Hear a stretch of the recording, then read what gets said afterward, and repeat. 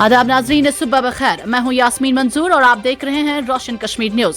आइए दिन का आगाज करते हैं कौमी, आलमी और रियासत जम्मू कश्मीर की अहम खबरों के साथ। हम लाते हैं वो तमाम ताज़ा तरीन अपडेट्स जो आपके लिए जानना जरूरी हैं। तो आइए बुलेटिन का आगाज करते हैं आज की अहम खबरों के साथ। अब मुल्क में इस्तेमाल होने वाले तमाम मैसेजिंग ऐप्स को एक फ़आल एक्टिव सिम कार्ड के साथ लाजमी तौर पर लिंक करना होगा। हुकूमत का कहना है कि यह फैसला सिक्योरिटी को मजबूत बनाने और जाली अकाउंट्स पर रोक लगाने के लिए किया गया है। इस नए असूल के तहत टेलीग्राम, व्हाट्सएप, मैसेंजर, सिग्नल समेत तमाम मैसेजिंग प्लेटफॉर्म्स पर अकाउंट सिर्फ उसी सूरत में फ़आल होगा जब सॉरिफ के मोबाइल नंबर की वेरिफिकेशन एक चलती हुई सिम से हो। हुकूमत ने मजीद वाज़ा किया है कि बगैर तस्दीक शुदा, फेक या बंद सिम कार्ड वाले नंबरों पर चलने वाले मैसेजिंग अकाउंट्स को मरहलावार बंद कर दिया जाएगा। इसके साथ ही कंपनियों को भी हिदायत दी गई है कि वो सार्फिन के डेटा की प्राइवेसी का खास ख्याल रखें और किसी भी तरह की मालूमात गैर जरूरी तौर पर शेयर न की जाए।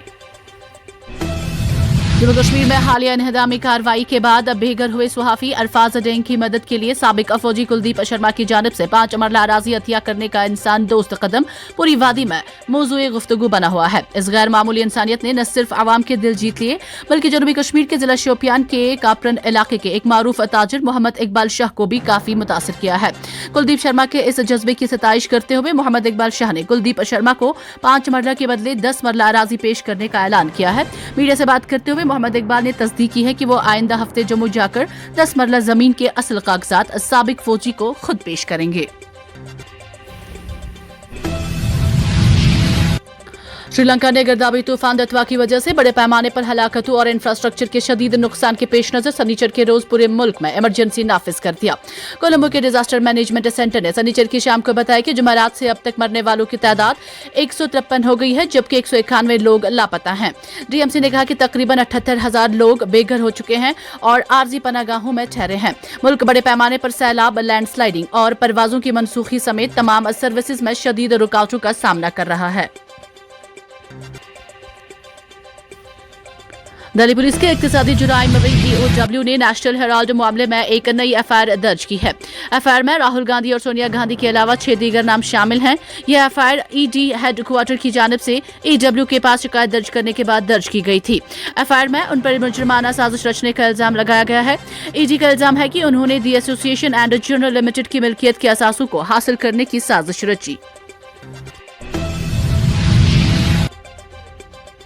नए जिली सदरों के इंतखाब के लिए अपने मुल्क गिर मुहिम के दरमियान कांग्रेस पार्टी ने जम्मू और कश्मीर में अपने लीडरों के दरमियान तकसीम को खत्म करने का दावा किया है।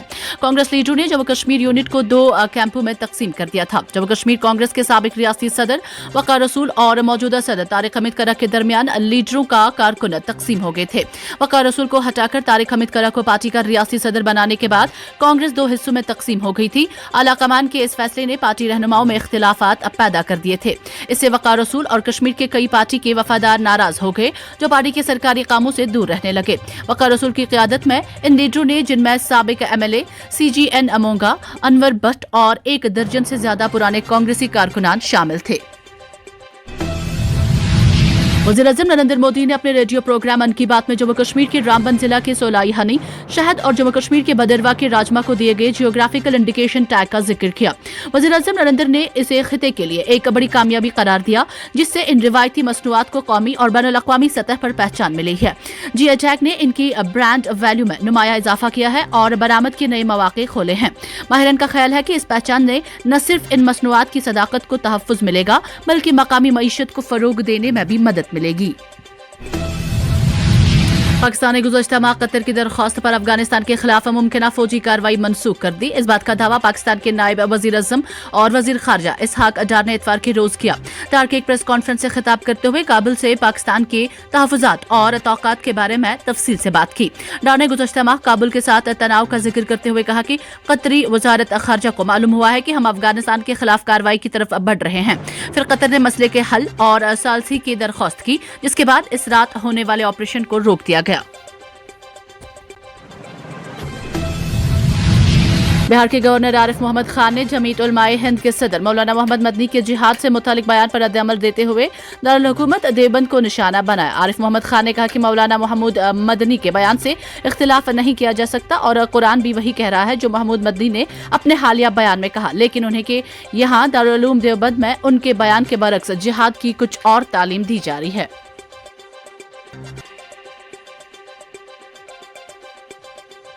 ہے۔